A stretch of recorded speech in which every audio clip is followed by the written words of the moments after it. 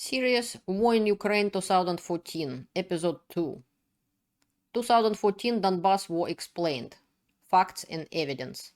Hello everyone, I'm Elena. Welcome back to my channel Enough of Propaganda. Today we are diving into a complex and significant event in recent history, the Russian aggression in Donbass, Ukraine in 2014. This crisis had far-reaching consequences, and in this video we'll explore its origin and the ongoing impact it has on the region and on the country of Ukraine, on the country of Russia, and basically on the whole world. Let's get started. This video is continuing of the series, and I presume you watched already my videos from the playlist The War in Ukraine 2014, and I made 6 videos about Crimea. I explained it in very details and a lot of details. I proved everything I say, and I provided video proofs and everything. So that is why I hope that in this video about Donbass I wouldn't go in that many details and make that many videos, because the same people who started war in Ukraine, in Crimea in 2014, who took part in that hybrid occupation, the same troops ended up in Donbass. And that's what we're gonna talk about today, in a little bit less maybe details than about Crimea. When we will talk about this crisis, will be lots of proofs, video proofs from different sources. You can explore it yourself and see lots of videos proving what I'm saying. End of 2014, October, and Vice News came back to show some more characters from that so-called Donetsk People Republics, and you're welcome to see the guy who is looking after the checking the checkpoints and stuff like that. So this is what Russian bad guys look like. This is what any lowlife looks like. Welcome to see.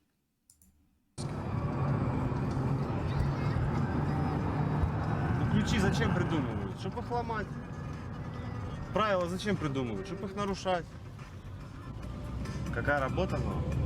Плитку уложил. Я ж тебе говорил. А Сталин, по сути, он много очень хороших вещей сделал. Очень. А? А что, ты не видел? Какой он факт.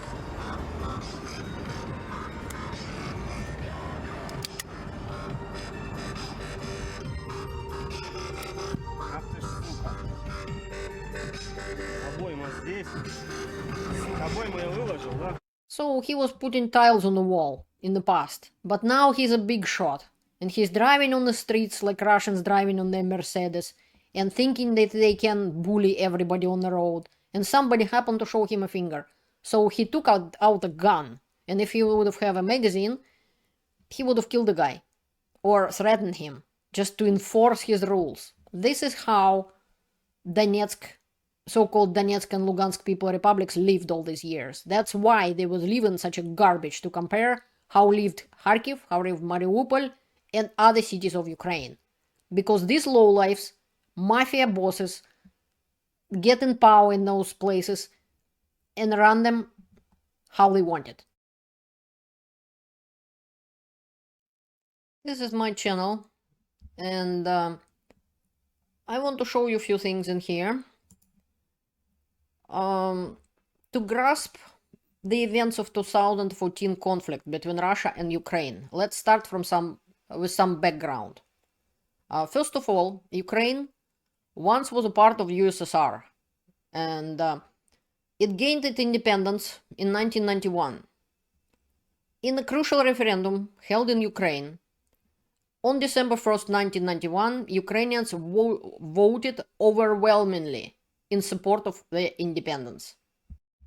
In this referendum, 84.18% of registered voters participated, and an impressive 92.32% voted yes for independence. Notably, 55% of ethnic Russians in Ukraine also voted for independence. They voted yes. Even in regions like Kharkiv and Lugansk, Donetsk, Odessa region, Crimea, which was lowest, yes, votes, as you can see on this map. Like, this is Crimea, and this is other regions. They still had substantial majorities supporting independence exceeding 83%. In Crimea and Sevastopol, 57% is Sevastopol and Crimea 54%, so it was less than 60%. But it still was majority. As I proved in my video, Just the Facts, the State of Ukraine, it's proven that it was a real referendum, not the fake one which Russia made in Crimea, in somebody else's territory. This was done in Ukraine, by Ukrainians, with all the necessary time, necessary effort, and so on. So this was a legal, real referendum. That is why everybody accepted it, include Russia, and Ukraine is an independent country. Even Putin is agreed with that, which I showed on my channel when he personally saying that yes, Ukraine is an independent country. He agrees with that. He agrees with borders of Ukraine and with Crimea as part of Ukraine. Over the past decade, Ukraine has held president elections twice, free elections twice. In May 2014, Petro Poroshenko was elected president of Ukraine. In snap election, winning 54.7% of the votes. However, these elections couldn't be held in Crimea due to Russian annexation and ongoing crisis. The next presidential election took part in 2019, when Vladimir Zelensky, a comedian, emerged victorious with 73.22% of the votes, defeating the incumbent President Petro Poroshenko. In 2014, annexation of Crimea by Russia and the occupation by Russia parts of Donetsk and Lugansk Oblast by pro-Russian separatists and Russian army and Russian FSB and bandits. It was organized, supported, and armed by Russia and Russian army. That occupation prevented around 12% of eligible voters from participating in the presidential election when President Zelensky was elected. It is very important to note that during both the 2014 and 2019 elections in Ukraine, two ultra-right parties, in which some have labeled as Nazis, only got a combined total of 1.63% of the votes. This totally disproves claim of widespread Nazi influence in Ukraine, as these parties represent less than 2% of the population. And as I proved about Russian and Ukrainian Nazis compared in this video. In essence, Ukraine is independent sovereign state with a legally elected government, as evidenced in these elections and in accordance with international laws. Neither mythical Nazis nor corruption is enough to justify the invasion of Ukraine. Nothing can justify an invasion of Ukraine. Euromaidan protests started in November 2013. These protests were a response to then President of Ukraine, Viktor Yanukovych's decision to abandon trade deal with the European Union in favor of closer ties with Russia. Many Ukrainians, especially in the western parts of Ukraine, they were very upset about this, and they saw it as a betrayal of their desire to get closer ties with Europe, closer European integration.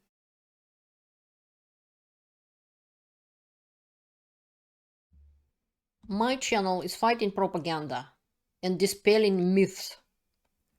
And I want to talk to you about Russian military exercises. And I want to point out that before the Euromaidan protests in November even started, Russia and Belarus conducted military exercises called Zapad, which means West. It happened in September 2013. These exercises practiced a scenario where hostile forces took power in a neighboring country and remove the legally elected president. Kind of coup happened in the exercises. That's a hypothetical thing which did not happen, and even Euromaidan isn't even happened yet. Legally elected Ukrainian President Yanukovych still in power in Ukraine, in Kyiv. The exercises involved all sectors of Russian armed forces and prepared for the invasion of Ukraine. If you read this article, you will find out what kind of forces were involved. It was huge military exercises. They practiced all the scenario what happened later in Crimea. This is about 2014. You're welcome to read it yourself. And as I said, the preparation to the invasion of Ukraine was 2008 Georgian War. And this article also saying that it had taught a number of important lessons to the Russian armed forces. And that's how Russia prepared, and that's how and why Crimea was taken easily and without any losses. The first death in Crimea, as I said in my previous videos, happened only after Russia not only occupied Crimea, but annexed it in their mind into Russian Federation. And the first gentleman was killed, Kokurin, Mr. Kokurin, which was Ukrainian military man. Before that, nobody was killed in Crimea. Crimea wasn't bombed. Russian language wasn't a problem whatsoever. Only 4 to 6% of Crimeans was worried about Russian language in Crimea. So all of this were a myth. And Russia prepared it long ago, and Zapad 2013 military exercises was preparation for that. And when the coup didn't happen in Ukraine, there was no coup. Russia kept trying to push that agenda which they prepared and practiced for in these military exercises, for example.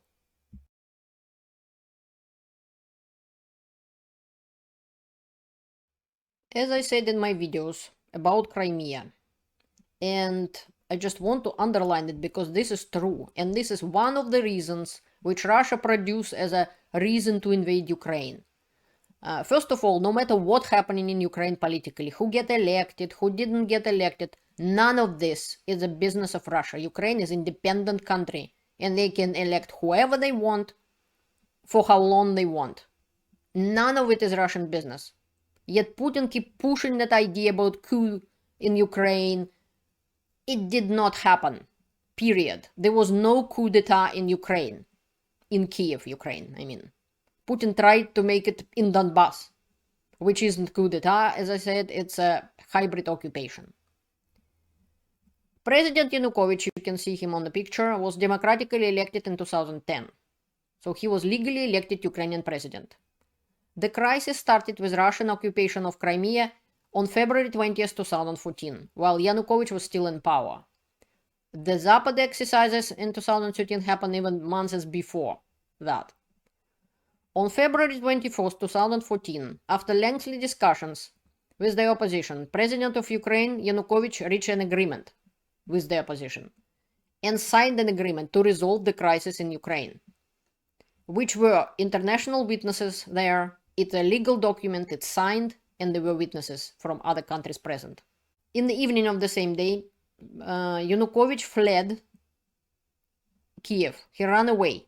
He ran away to Kharkiv, then Crimea, and eventually to Russia, abandoning his country during Russian invasion. Russia already invaded Ukraine, and President Yanukovych not just abandoned his country. When he stayed in Crimea, he was hiding on a Russian military base of the invaders who attacked his country.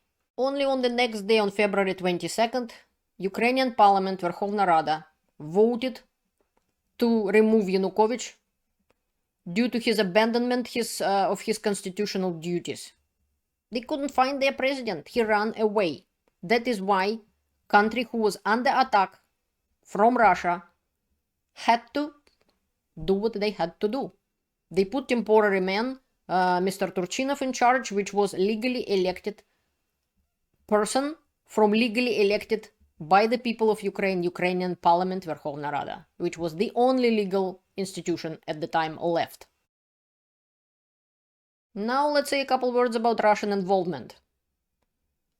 Russian forces, including FSB officer Igor Girkin Strelkov, were already in Crimea on February 21st, 2014, before Yanukovych's departure. Russian troops played a significant role in the occupation of Crimea, and Strelkov himself personally played a significant role. It was around 73,000 Russian troops, regular army troops, taking part in Russian occupation of Crimea. The occupation continues for 2 days, while democratically elected president of Ukraine Yanukovych was still in Kyiv, in his chair of the president of the country of Ukraine. After Yanukovych's disappearance, Ukraine was left without president. At the time, country was under attack from Russia, as I said. The Ukrainian parliament chairman, Alexander Turchinov, became temporary leader of Ukraine. His role was defined under the reinstated 2004 constitution of the country. Acting Prime Minister Sergei Arbuzov was also missing during this period. Many Ukrainian officials and military commanders disappeared together with Yanukovych. Parliament made this decision based on extreme necessity and the threat to Ukraine's territorial integrity and sovereignty. Conclusion of this part. The elections and any events in Ukraine, it's internal affairs. It is Russia who attacked Ukraine in 2014 and in 2022. It is Russia who annexed Crimea. It wasn't NATO, it wasn't United States, it was Russia. Claims of coup in Ukraine are unfounded. Period. And even if they would have been real, it's not a Russian business. But there was no coup in Ukraine. It is not NATO, it is not United States who attacked Ukraine and annexed its territory. In 2014 and in 2022 and in 2023, still the war is still going on. The war Russia started in 2014 in Ukraine. In essence, the 2014 Ukraine crisis and the war there was entirely started and driven by Russia's actions, including its occupation of Crimea, and there is absolutely no justification for it, period. Russian annexation of Crimea. After Euromaidan, there were several protests going on in Ukraine, in different parts of Ukraine. And some of them escalated. The worst one was in Odessa. I'll talk about it in a minute, but it would be a separate video because we're talking about Donbass today, and Odessa isn't in Donbass. And Russian actions during that time became increasingly worrisome. In February 2014, Russian forces without insignia, Russian army, part of Russian army already was in Crimea in Russian military base in Sevastopol, which Russia was renting from Ukraine for years. And Crimea was a territory of Ukraine where there were lots of Russian-speaking people. But again, as I proved in my video about who and when started the war in Ukraine, and in several other videos, that only 4 to 6% of people in Crimea was worried about Russian language or anything of that. There was nobody was killed in Crimea. Nothing was going on there. So in February 2014, Russian forces, about 73,000 of them, occupied Crimea, and eventually it ultimately led to a fake referendum, which was done in like 3 days or so. And Russia annexed Crimea. It was illegal annexation by Russia. And as I said, there are 6 videos about that in my channel, where I proved everything and showed everything how it was. That is why I won't gonna talk about Crimea much today. In my video, I will use a little bit of the video made by Ukraine. It said 8 years. That's the name. 8 years. What Russian propaganda doesn't tell. Basically, it just conveniently put together in one place. I confirmed it independently in many other sources which I've seen for years. I'm researching this a long time. I'll show you some of the pieces in independent sources which Ukrainians put in one video. Today we will talk about Donbass. It's abbreviation for Donetsk coal region. This is Donbass. Several parts of Ukraine is Donbass.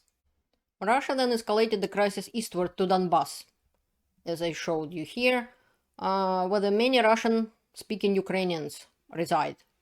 After the Euromaidan, there were several protests going on in several parts of Ukraine, mostly Russian-speaking and on the border with Russia. In many cities, Ukrainian activists and pro-Russian activists were making protests, and there wasn't all that many people, and mostly it was all peaceful. Ukrainians walking on one streets, Russians were walking on another streets, and didn't, until that situation when people died in Odessa, nothing was happening.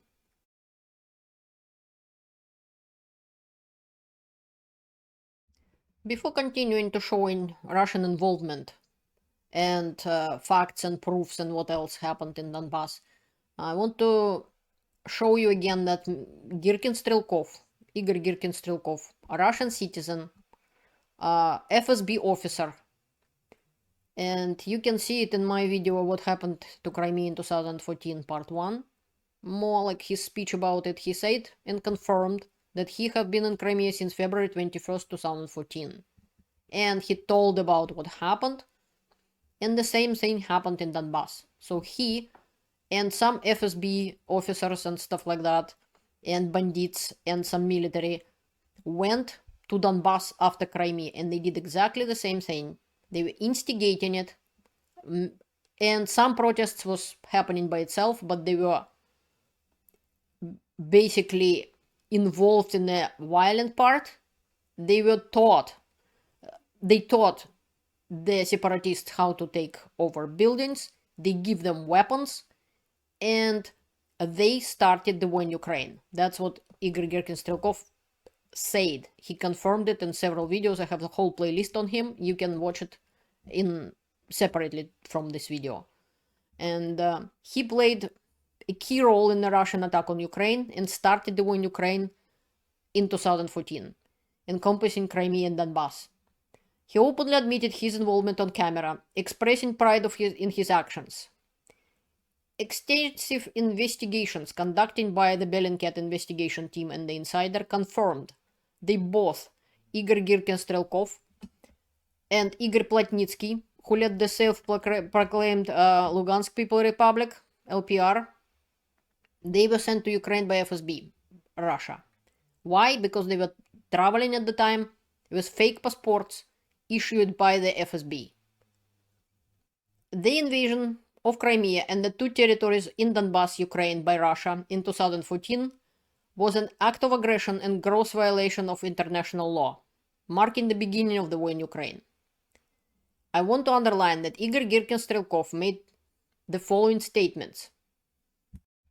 First, Strelkov and his troops, all Russian citizens, forcibly compelled Crimean deputies, members of parliament, to vote for a referendum on succession from Ukraine, under the threat of guns.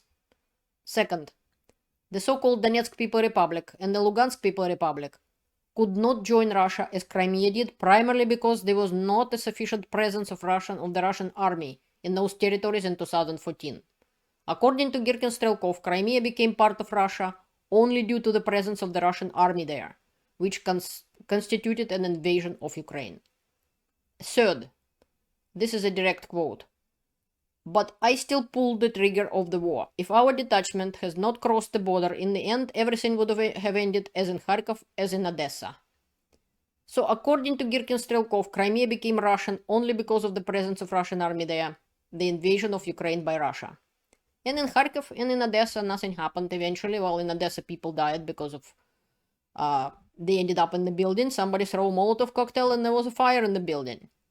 And as I said, I'll make a separate video about this, but Igor Girkin Strelkov confirmed, the guy who was in charge, that everything would have happened like in Kharkiv and in Odessa. Действительно, если бы наш отряд не пришел на Донбасс и не стал бы ядром сопротивления, ядром русской весны на Донбассе, то, скорее всего, без этого ядра русская весна была бы подавлена в зародыше. There was not enough those people who wanted to join Russia, and many of them were Russian citizens who came to instigate in Ukraine.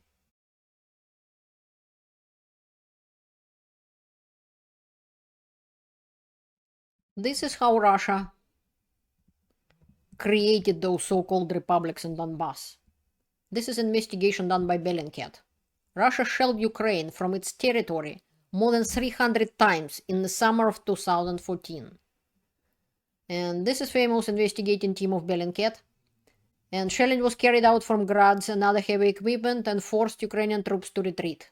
That's only why those separatists got, led by Russians, they got those territories. You can read that article, you can translate it, as I said, just post into the translation the link, and it would be all in English. The team analyzed 1,353 artillery craters in eastern Ukraine and determined their trajectories using internationally accepted methods and satellite imagery, and found convincing evidence that artillery attacks on Ukrainian territory targeting Ukrainian armed forces originated from Russian territory. And so you're welcome to see that. This is shelling of Ukraine and Ukrainian soldiers from Russian territory, Gukova, the village or place. Вот так вот весело в городе Гуково, ребята, хуячит град. The guy saying it's very funny and very jolly day in Gukova. Grad is shooting. This is Radio Free Liberty shooting at Ukraine from the Russian territory. And this is saying that shooting at Petrovskaya, for example. And it was done from Kuybышevsky district of Rostov region. This is how it happened. And this is Eric Toller, analysis from Bellingcat. And that's what he was saying and showing how did they do investigation and so on and how it's all done. Partly Russians themselves bragging in social networks like that Mr. Grigoriev, how they all night shelling Ukraine from Russian territory, and so lots of proofs of that.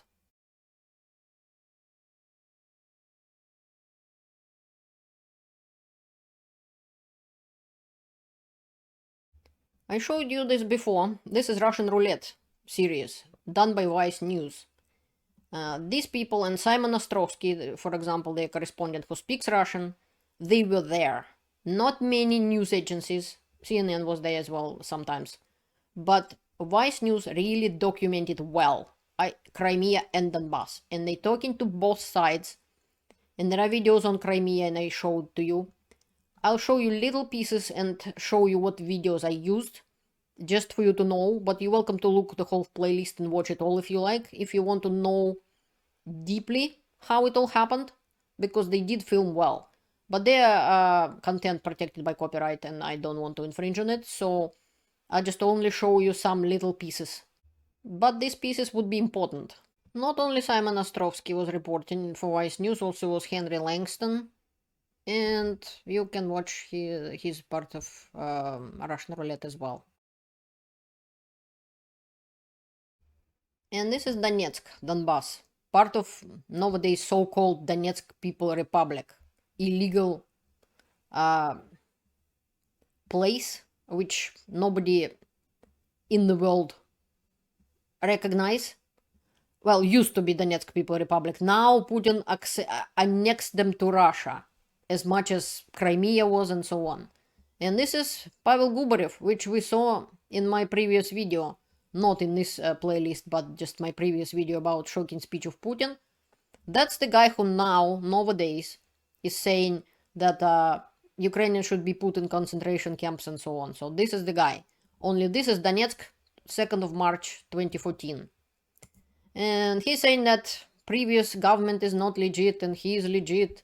and they're supposed to create a meeting of people, and they're supposed to decide something. Meanwhile, in the big city of Donetsk, which at the time was about 1 million people, roughly, and these few thousand people did not represent millions of people of Donetsk. They just, because of Russian army, because of those troops, it happened to become possible for them to capture these territories at the time. Without help of Russian army, that would not be possible. This is Donetsk, 3rd of March 2014. And the same Gubarev having a meeting and trying to say, like, we should talk to Russian Federation, they should help us. So this is how many of them here. It's not 1 million people, not even 500,000. So it's just a meeting.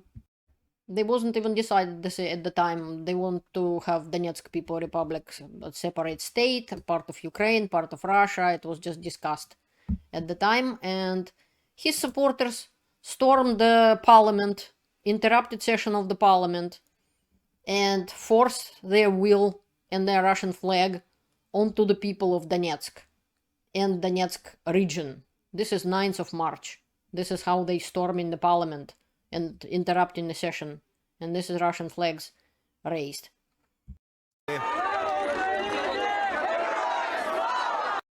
At the same time, that was Ukrainian protests for people who support Ukraine. And the sign says Putler, hands off Ukraine. And people saying that they want to be with Ukraine. And there was lots of Ukrainian flags and lots of people as well. So it wasn't like Donetsk and Lugansk and all the Donbass. They wanted to be Russian. No. Look at that. Many people wanted to be Ukrainian.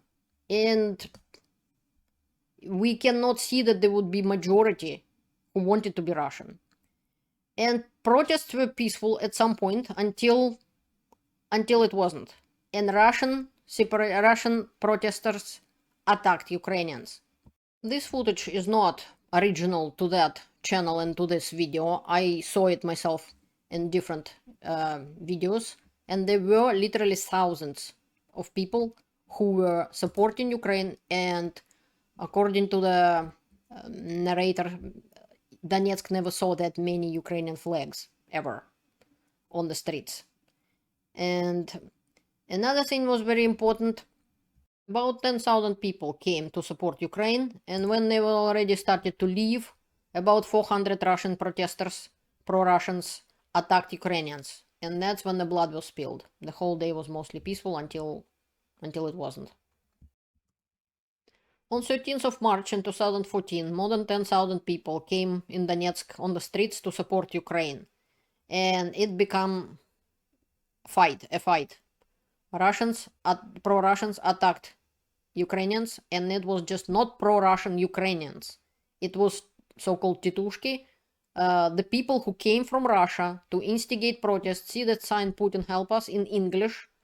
So the local people noticed that they don't speak the dialect of language and stuff like that. They were noticeable that they were not from there. And despite that, forces like police was trying to stop that and tried to protect people, it didn't help. The blood was spilled. The first death on Donbass occurred on that meeting and that protest.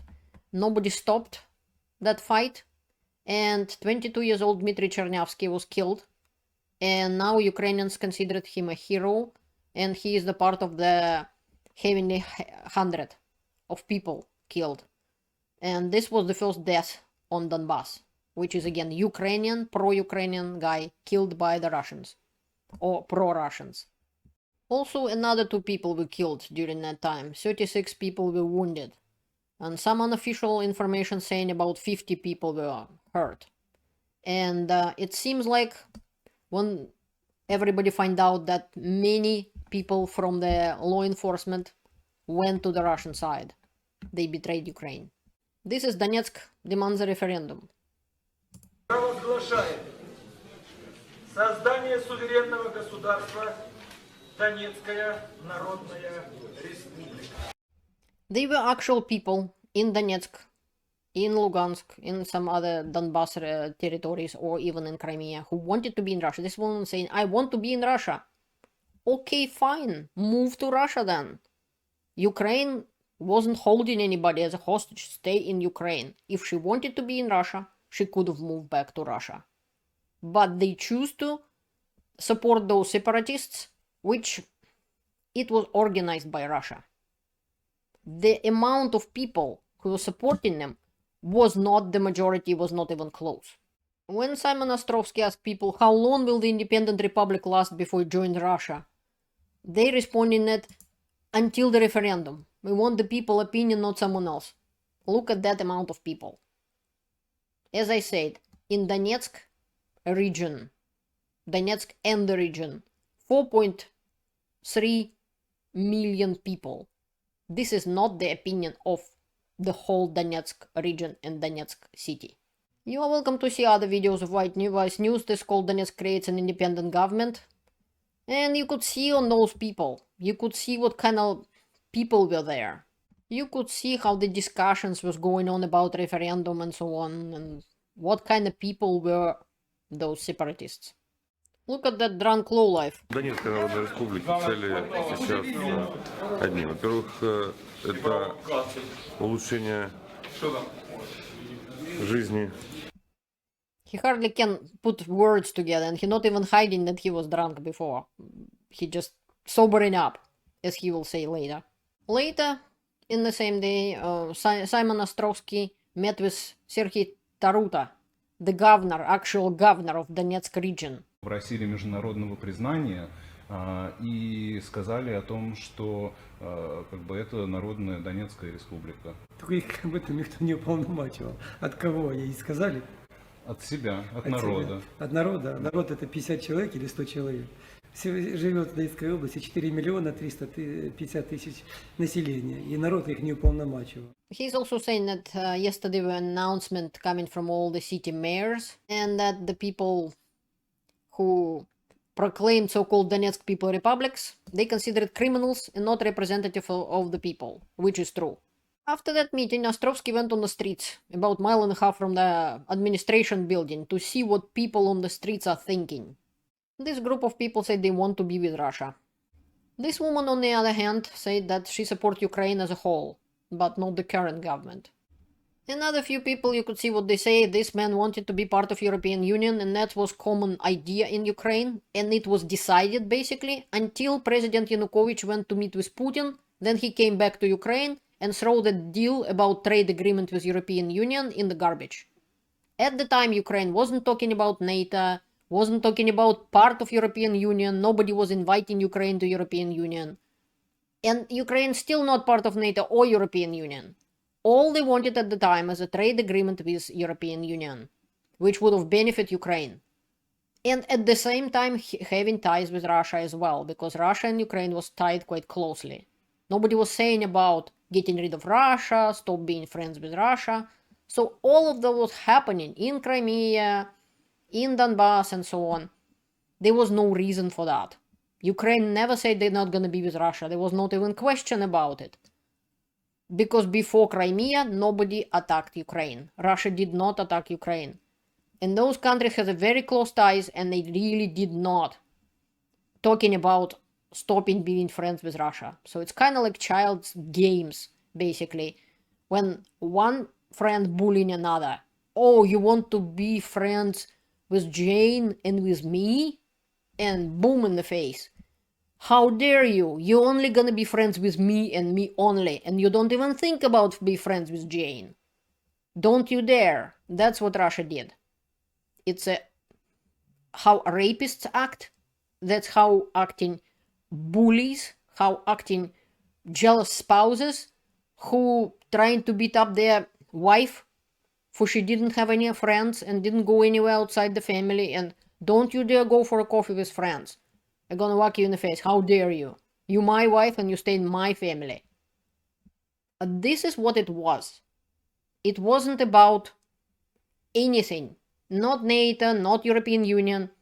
It was about Ukraine was trying to become more democratic country, stop corruption, which was President Yanukovych and his oligarchs.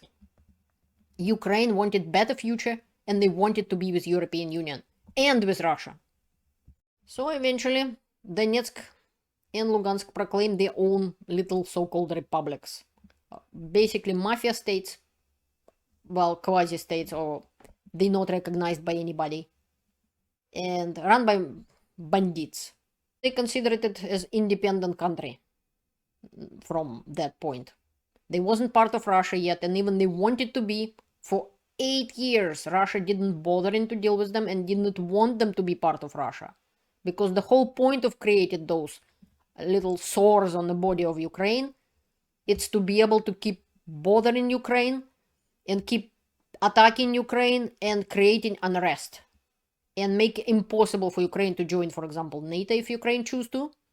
But I reminding you, I have several videos about NATO. In 2014, there was no question of Ukraine joining NATO.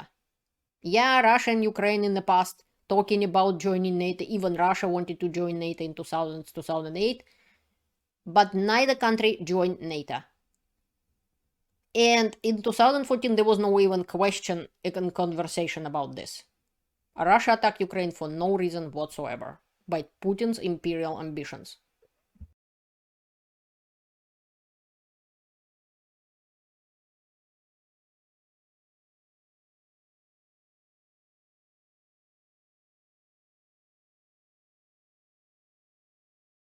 Then more buildings get occupied by pro-Russian forces, and several places like Sloviansk and so on. And they just were armed and supported by Russian army. Eventually the fighting started, and people started to leave their homes, these people escaping Sloviansk and so on, trying to get away from the fights. Also, there are lots of evidence that Ukrainian military give up their weapons.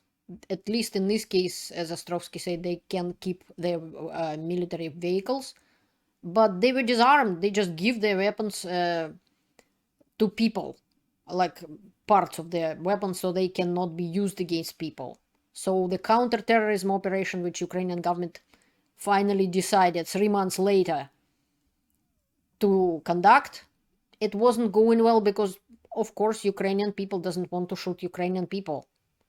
And as Russian claim that, oh, Ukrainian government such a Nazi and this and that, for 3 months, Ukrainian government was dancing around those terrorists, trying to convince them, please leave the buildings, please put the weapons down. And that's what happened. Ukrainian army wasn't fighting for a long time. There was a battle for Donetsk International Airport and so on. This is all what was happening. Russian roulette also reported on the Russian separatists shoot down the MH17 and shoot down some other Ukrainian plane at the same time, roughly at the same time. So this is what was going on, and there were people on the ground who were reporting on it.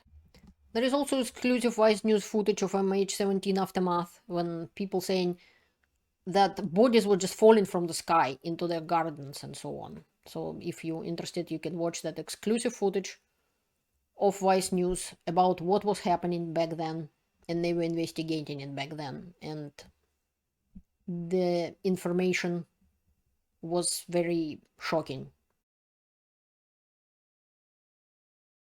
In this video, Simon Ostrovsky talking to Russian Kazakh in Ukraine and Kramatorsk. He denied being a special forces, but he said he's a Russian Kazakh, and so was several of them. And he also showed to Simon Ostrovsky his passport. There was video published by American newspaper that he was in Georgia in 2008, but this man is claiming that no, it wasn't him, he was in a different place, claiming like he was in jail at the time or something like that, and saying he's a Russian but not part of special forces. Which is Simon Ostrovsky, I think, believed him at the time. I don't, he's lying. New York Times published his photo from Georgia, and he denying it, that he was there. Which now we have a lot of proofs that many Russians who were in Georgia in 2008 then ended up in Crimea, and then ended up in Donbass, Ukraine. And the reason why he is there, he said, I came to stop this American evil here, so it doesn't come knocking on my door. So it's Americans' fault. America didn't attack anyone. Not Ukraine, not Georgia, not Russia. It was Russia who attacked Chechnya, attacked Georgia, killed people in Syria, attacked Ukraine, and took away from Ukraine parts of Ukrainian territory. С Кубани. Да. А фамилию можно? Можаев. Можаев. So Ostrovsky saying that first time he seen Russian passport here in Ukraine, and this guy showing it to him. He is Russian. This is again company Inform Napalm, which I was told you about in my videos about Crimea. This particular article called Suvorov's Medal, Branded War Criminals on the 106th Tula Airborne Division. Unfortunately, this article wasn't in English, but what you can do to get it in English, like I just did, you just copy the link of the article and put it in Google Translation, just the link. And when it's translated into English, just click on it and you will get the whole page in English. And you're welcome to read the article, and it says that Russian Airborne, and proved that the Russian Army, Russian Airborne Division from Tula, and people from that division, and they were awarded medals of Suvorov, which is famous Russian of Tsar time military commander, kinda, for their activities, for their fighting in Ukraine, in Donbass and in Ukraine, with proofs and facts and so on. This is the same Inform Napalm I told you about earlier. This is one of the first evidence of Russian boots on the ground. This is Lieutenant Colonel of Russian Army, and he giving new orders to the soldiers, and this is the video evidence. I trying to show in this video a lot of video evidence of lots of things, and this is just the beginning. In this video, Simon Ostrovsky interviewed fallen rebel fighters, wounded rebel fighters treated in Russia. So the separatists and criminals who were fighting in Ukraine, they would transport to Russia and were treated in Russian hospitals. Also, he talked to observers of OSCE, for example, like that Paul Picard, who was saying that, oh yeah, they coming, but he was wishy-washy about stuff. Saying that, well, they kind of maybe wasn't military, but Ostrovsky mentioned that he forgot to mention that they had insignias of the separatist fighters. They were military. They wasn't civilians or anything of that kind. More than that, the whole buses load came, brought those guys into the hospital, and then they went back. This is the official crossing into rebel territory from Russian Federation. But as Ostrovsky pointed out absolutely correctly, it's not the only one way to get to. It's not they don't using always official crossings and stuff like that. Often it's just the road, just like that. When the Russian moved troops, moved weapons, moved military and equipment and tanks and so on. And that's how they were supplying rebels with the arms. And here a couple British journalists were reporting it, partly kind of covered up with some branches and so on, and Ostrovsky reported on that this is how through the border Russia was supplying all that 8 years arms and military and weapons and tanks and military machinery to the rebels. And you're welcome to see how it happened. And at night, they were moving troops at the time. And Ostrovsky in the video said that it's probably also part of intimidation by Russia of Ukraine and the world, that full-scale invasion will just about starting. It could start at any moment at the time. On the same day, right after that, On April 21st, 2014, Vice News reporter Simon Ostrovsky was abducted by armed pro-Russian militants in Sloviansk, Ukraine.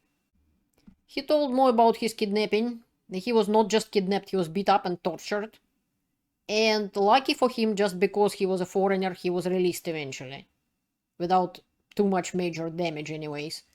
Because many people at the time had just disappeared. They never come back from taking, like they call them, into the basement.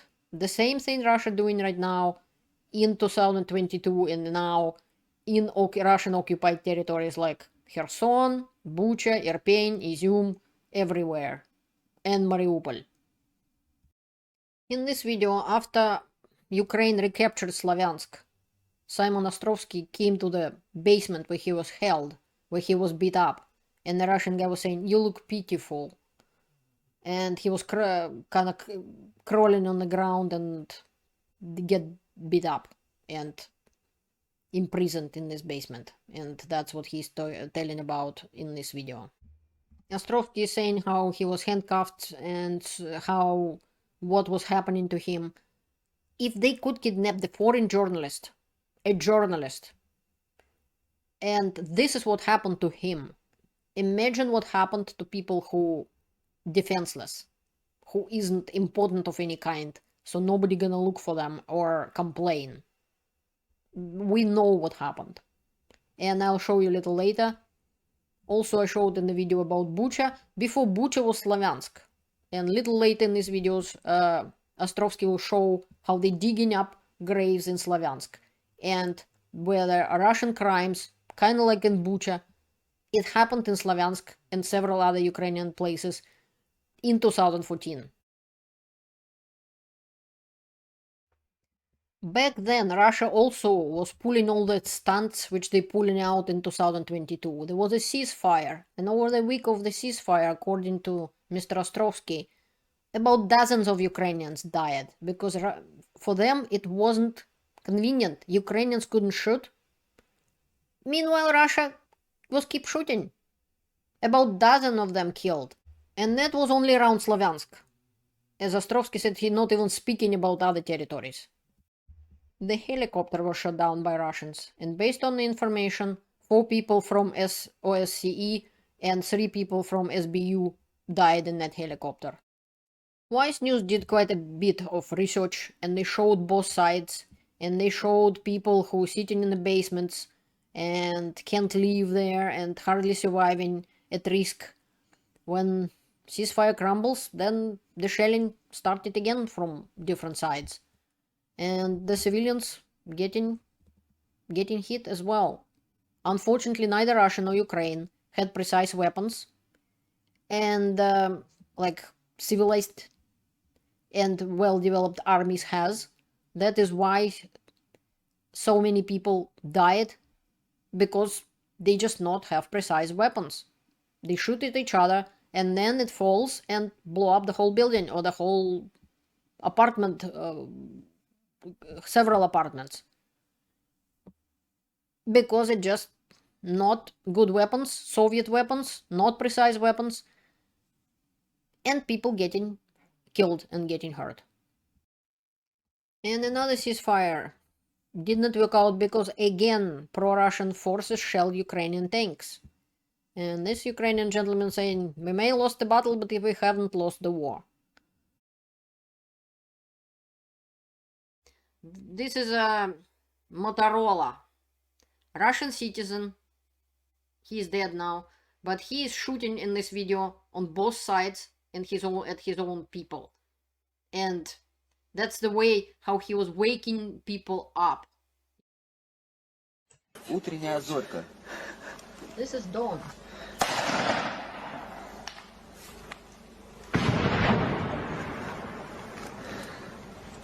Бо у нас все немножечко спят. Everybody sleeping here. Война людей не ебет. Там никого нету. And he's swearing. Вон туда лучше стрелять. You shoot over there. Нет, туда зачем стрелять? Там же враг. Said, why do you shoot me? Долбоебы-то спят у нас здесь. Your Понимаешь? own people. А He Жень, said that you shoot me because they're sleeping here. He's not shooting at anybody else. Like, opposition or anything? Enemies? No, he's shooting his own people. As you can see, it's civilian buildings.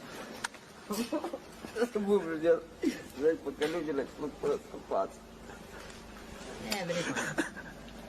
They're happy about it. Ну, просыпаемся, ребята. Wake up, А? guys. Дрочить мы долго будем, блядь. Another swearing. Оператив позитив. This video is showing like terrorists, separatists, shooting from the grads at the same time in two different sides. To Ukrainians, they call them ukrops, which is deal in English, and peaceful people of those self-proclaimed so-called republics.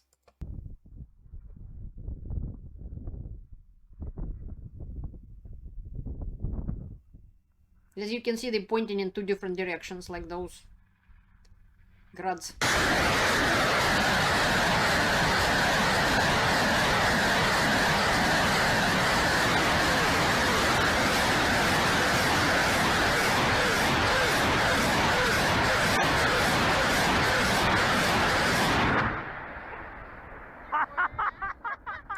Now it's important. Listen what they has to say. You hear the laughter, you've seen them shooting in both directions, and then some people some trolls or some maybe real people writing to me and saying, you have not been in Donetsk and Lugansk. You don't know how Ukraine was shelling us.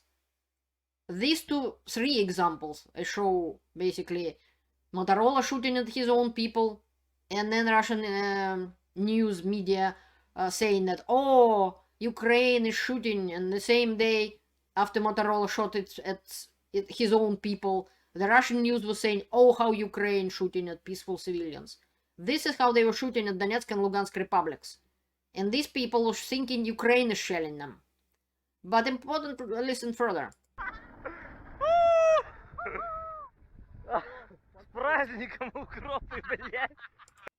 And the man is swearing and saying, kind of like, Merry Christmas or something. Wish you good holidays, Ukrainians. So it's obviously not Ukrainian army. There are lots of evidence of Russian war crimes. This is Russian, pro-Russian and Russian terrorists shooting at Donetsk airport from the apartment building. And this is not Ukrainian footage. This is not even Vice News. This is Russia, channel number 1. They were stupid enough to show their war crimes in main channel of Russian TV. Ну, лифт здесь уже давно не работает, потому что в доме нет электричества. Послушайте, я вижу... He's saying that the elevator in the house not working since long ago, because there is no electricity. And they talking to Russian grandma who still lives there. And here they're shooting from the same apartment building. Этажом выше работает сейчас АГС, это автоматический гранатомет в сторону аэропорта, потому что там активизировалась украинская армия. Вот четко видно, смотрите, по жилым домам. He is saying that this grenade launcher is shooting at the airport. They are shooting from apartment buildings. Ukrainians return the fire. Either side has Soviet weapons, which isn't precise, and that's how happens civilian casualties. They are saying that Grad is working and shooting in perimeter around this building. He's not sure whether it hit the roof of the building or not, and they're not even concerned about a grandma who they just talked to, but yet he's kind of feel threatened that they might hit the building. Ukrainians might hit the building. This is Donetsk, the district Cherokee, 1st of January of December 2014. And this is Russians posted because they called Ukrainians derogatory names, and they speak in Russian in the video, and they're saying that separatists are shelling Ukrainians.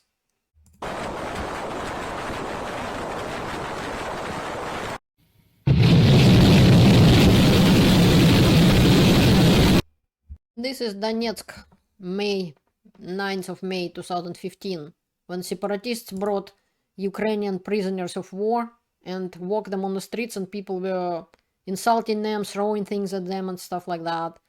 So the human rights activists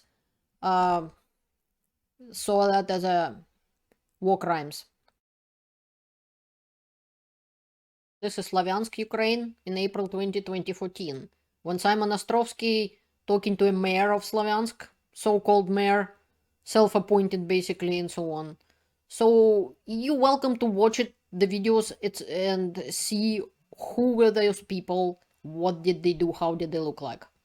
After Ukraine recaptured Sloviansk, citizens pointing fingers at each other, saying you Russian, you pro-Russian, or you not, and so on, trying to accuse each other of being traitor. Pieces of this video I showed you in the film about Bucha and Sloviansk, and this is what I was just talking about. July 24th, 2014. That's when the bodies were found in Sloviansk, and you're welcome to watch this video. These men were killed just so the Russians could take their car. And in the same video, there is information and facts about Girkin Strelkov, where they were found the orders of execution of people signed by Strelkov and how it was found, and all about this you could see in this video as well. In this video, Simon Ostrovsky first time find the guy with a Nazi symbol with swastika. And people there saying that if person fighting for their motherland doesn't make them a fascist. This man with that sign saying, I don't consider myself a fascist, a Nazi, or a right sector. He is saying that the swastika was before Nazis, Germany, and so on. He considered it all symbol. And he wearing it for good luck, that's what he said.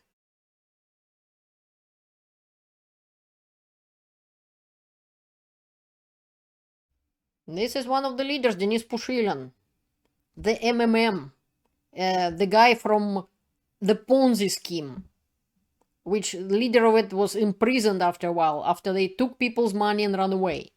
And he's the leader of that so-called republic. When his colleagues from his Ponzi scheme, not his Ponzi scheme MMM he used to work for, were arrested in India, because after that scheme collapsed in Russia and leader Mavrodi was arrested and so on, they moved to India to rob people there, and he was saying how they waiting people released, his people released from jail. So he was a scammer and scumbag.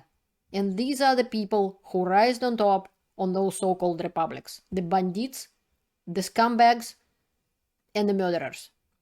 Another interview Ostrovsky had with the Alexander Zakharchenko. He was the leader of so-called Donetsk People Republic. As soon as Ostrovsky started to ask real questions, which any journalist should do, what happened?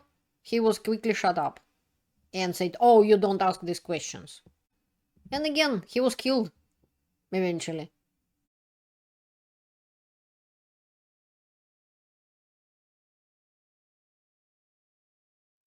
Mr. Ostrovsky, as I said, meet with several people of different sides.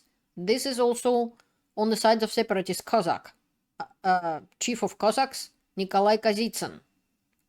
And that little Führer, kinda from Russia, again,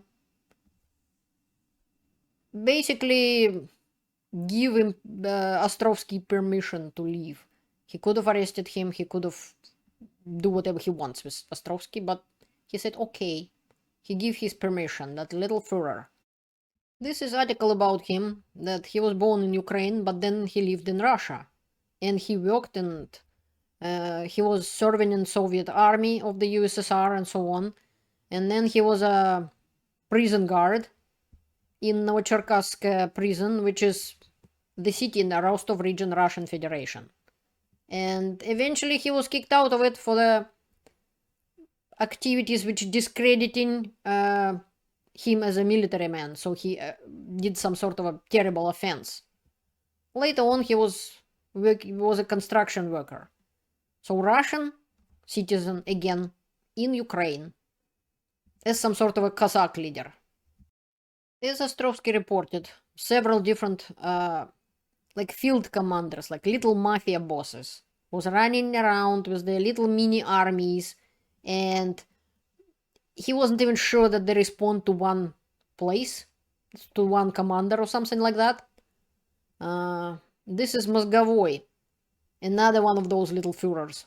This mini court he created, they have to judge, so people have to play a court and decided the fate of some criminals. This is the people's court in Alchevsk, when he and his little bandits were the bosses at the time. So they're trying to kind of like Girkin Strelkov to create their own courts. Some woman apparently got raped, and that's what he's saying. Не надо говорить, вот она всякая такая. Да у нас проехать по городу по одному, по другому. Все кабаки забиты женским населением.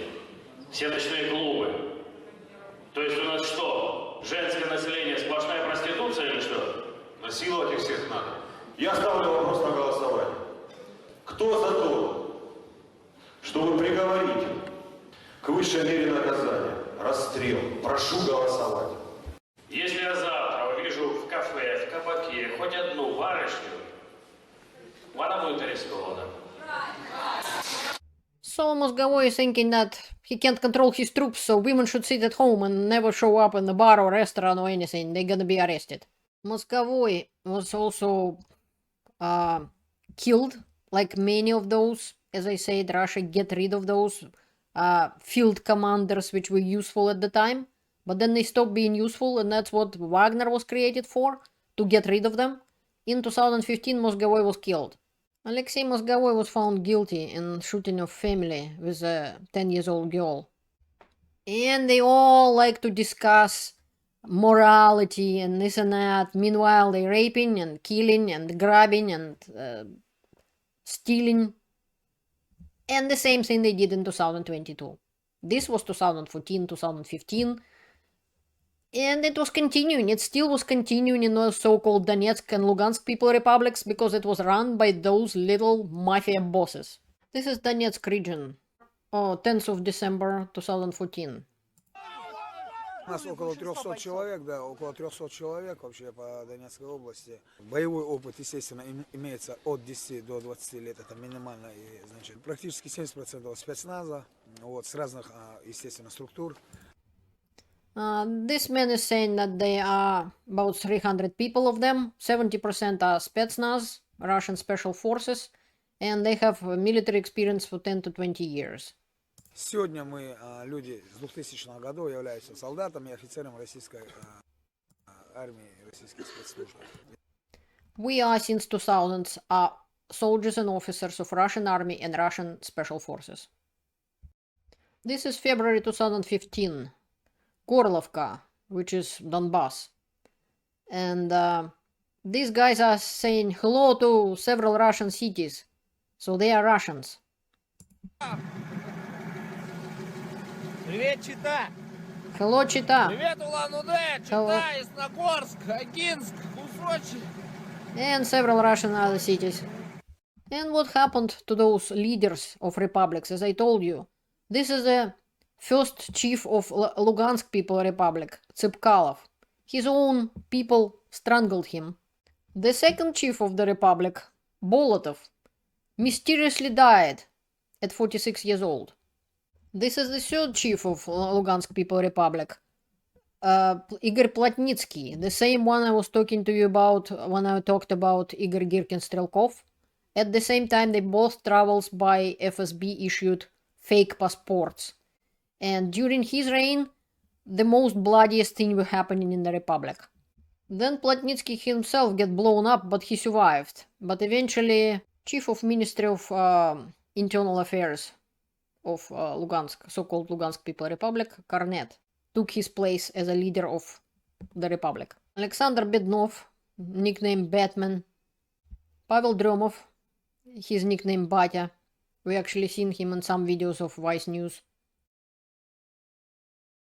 So is Motorola was killed, and several other, and Kyiv, and several other of leaders of so-called separatists.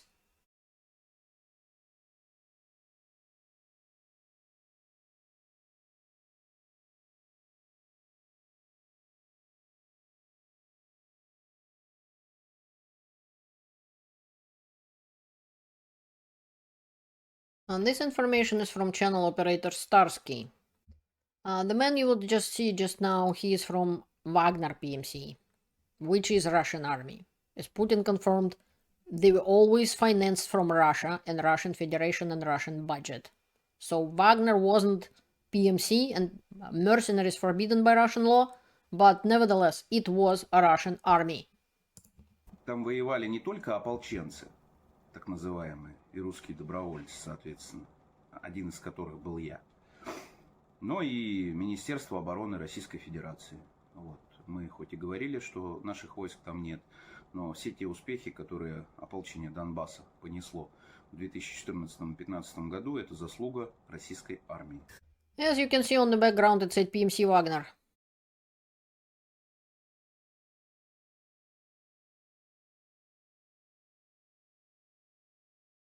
This is Donetsk in 2021. This city, where Russian claimed were bombed for 8 years and continue get bombed. This is how it looks like. It looked like in 2021.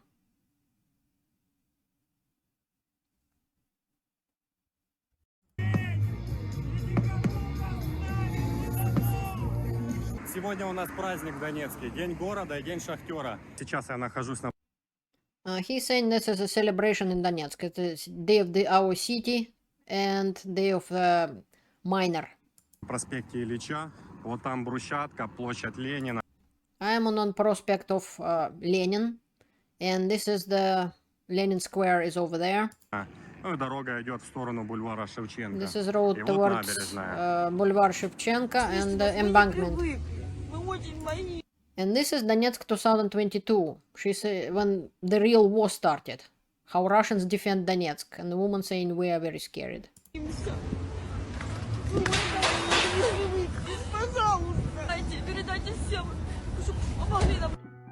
This is how Russia defended Donetsk. This is how Russia grabbed parts of Ukraine. They grabbed Crimea, and that's what was happening in Donbass. When Ukrainian forces started to push those terrorists and separatists and getting on top of the things and getting their cities back, like Sloviansk, I just show you how they get Sloviansk back and liberated. Russia brought forces and Russian army troops, and that is why the so-called Donetsk and Lugansk People Republic happened. Just because Russia helped. Without Russian troops, those separatists, nothing would have happened. And Girkin Strelkov, as a Russian officer of FSB, confirmed that as well. That without help from Russia, nothing would have happened. And only the opportunity for those so-called republics, which wasn't the majority of people in Donbass wanted, as I just proved to you, it happened because Russia brought troops. Russia brought war to Ukraine and brought war to Donbass part of Ukraine. This is what Russia did.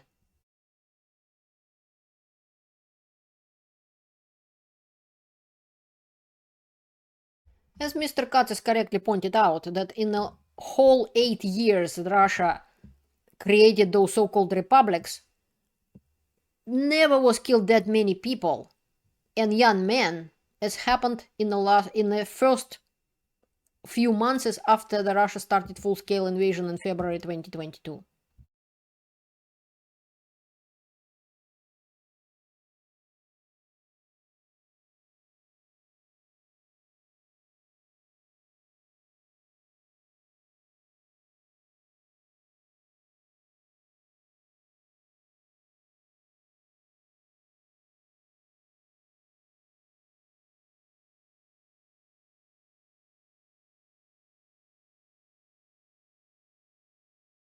This is what happened after Russian world came to Ukraine and came to those even so-called Donetsk People Republic or Lugansk People Republic.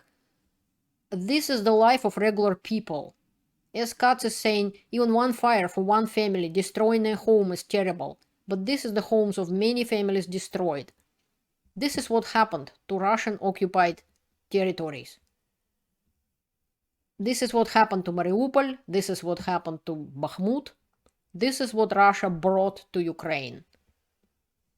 And many other cities looking like this right now in Ukraine. This is how Russia defended Donbass. This part is saying why Kharkiv wasn't bombed 8 years. This is Kharkiv, 1st of March 2014. It's because Russian Mir or Russian world was kicked out of Kharkiv, Ukraine. And in Donbass, it stayed. That is why Donbass and Donetsk and Lugansk way less prosperous than amazing cities of Ukraine like Kharkiv, like Mariupol was before Russia came. Russian Mir came to Kharkiv and to Mariupol and bombed Kharkiv in 2022. And the same Mariupol was wiped out. This is what happened when Russian world coming to Ukraine. This is Kharkiv. It's not Donbass. It's another region with lots of Russian-speaking population. It's over 1 million people city, 1.5 million.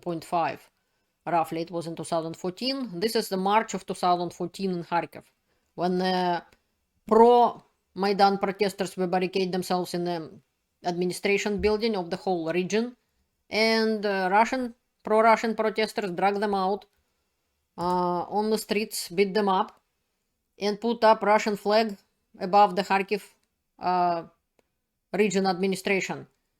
But Russian Mir didn't stick in Kharkiv. Kharkiv people get rid of it.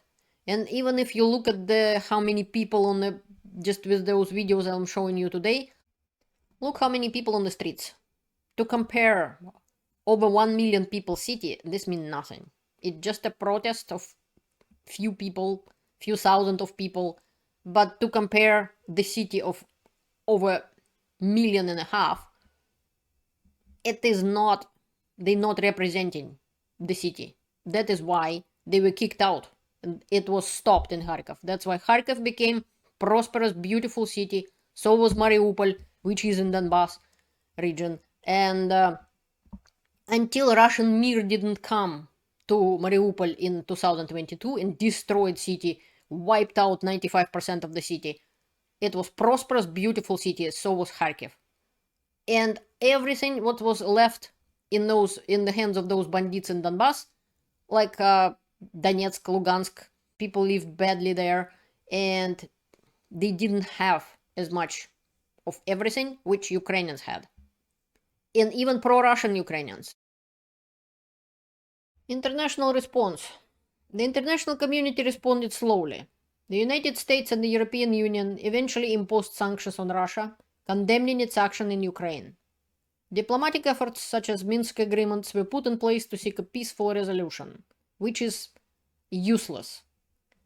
However, fulfilling them proved impossible because Russia showed no intention of ending the war.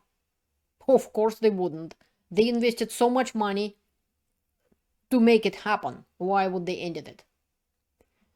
Putin and Russia purposely inflated the conflict, invested significant resources in it, continued to supply so-called separatists with weapons, and had no intentions of stopping. UN observers reported multiple violations and illegal border crossings of trucks into Ukraine from Russian side. As a result, the conflict continues to simmer.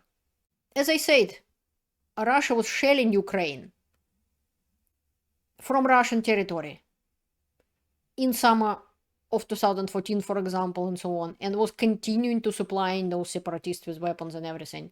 This is John Herbst, an ambassador of the United States in Ukraine from 2003 to 2006.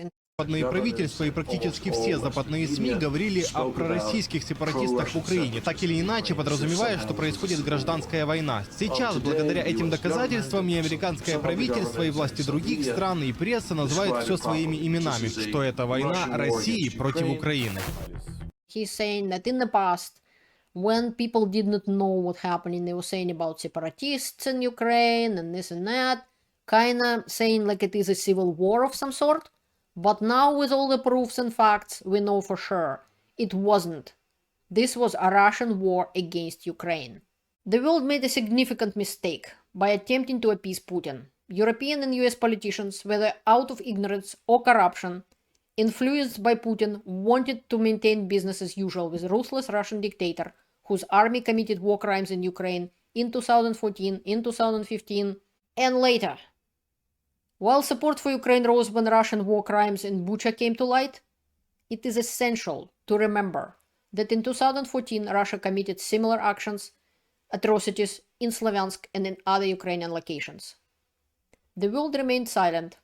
Only some courageous journalists, like for example from Vice News and CNN, reported from Ukraine, revealing to the world what Russia has done.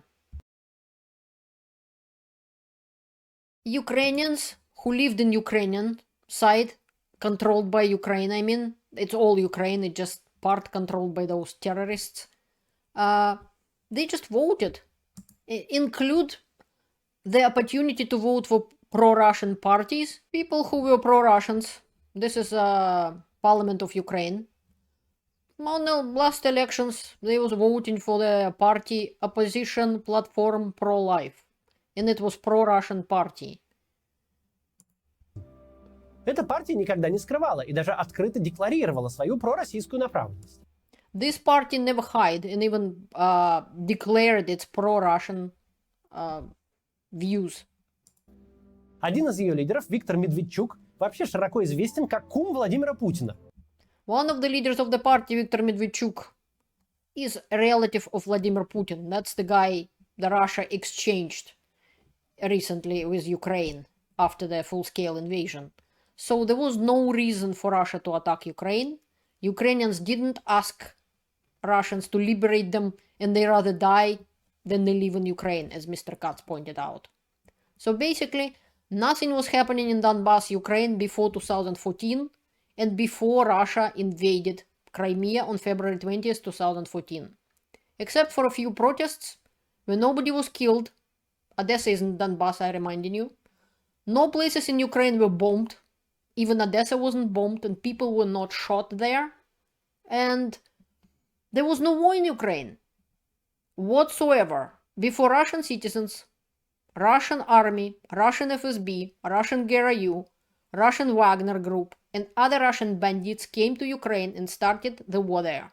There were no Nazis in Ukraine to speak of, no genocide, no forbidding the Russian language, and no NATO or anybody else's involvement.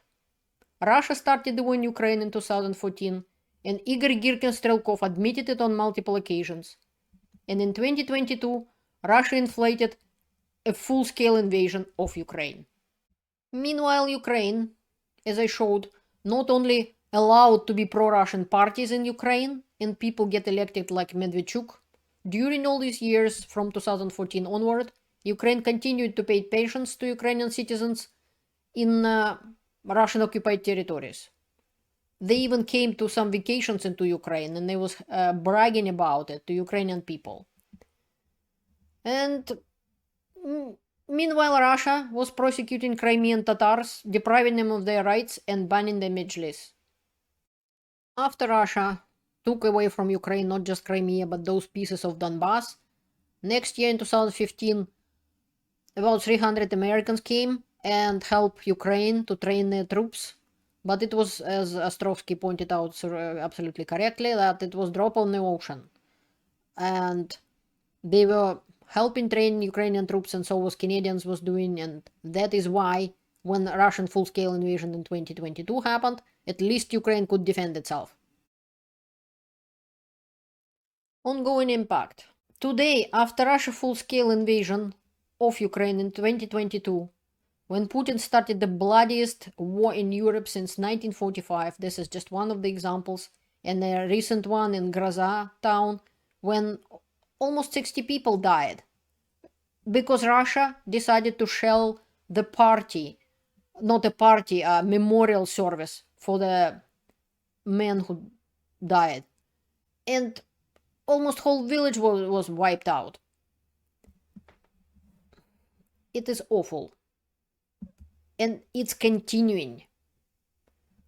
Russia annexed both illegal republics of Donbass and even more Ukrainian territories into Russian Federation. Hundreds of thousands of lives have been lost. The region's infrastructure and the infrastructure of Ukraine has been devastated by deliberate bombings by Russia. Russia don't even hide in that they're doing it deliberately. People in Donbass are getting bombed. Russia grabbing young men from Donbass from the streets and forcing them to fight for Russia against Ukraine. The situation on Russian occupied territories became so bad that practically not many men of young age left in there. Putin has got away with bombing Chechnya into submission. Putin didn't stop after that. He didn't stop after Russia grabbed parts of Georgia and Ukraine, Crimea and 2 so-called republics in Donbass. And Putin will continue to build new Russian empire. Putin's defeat will send a clear message to any other dictator that it is not okay to attack and take another country's territory. This will prevent aggression from countries like China towards their neighbors. And now Putin keep making fires all over the world, instigating things, and the recent attack on Israel is one of the things what Putin does. This is awful.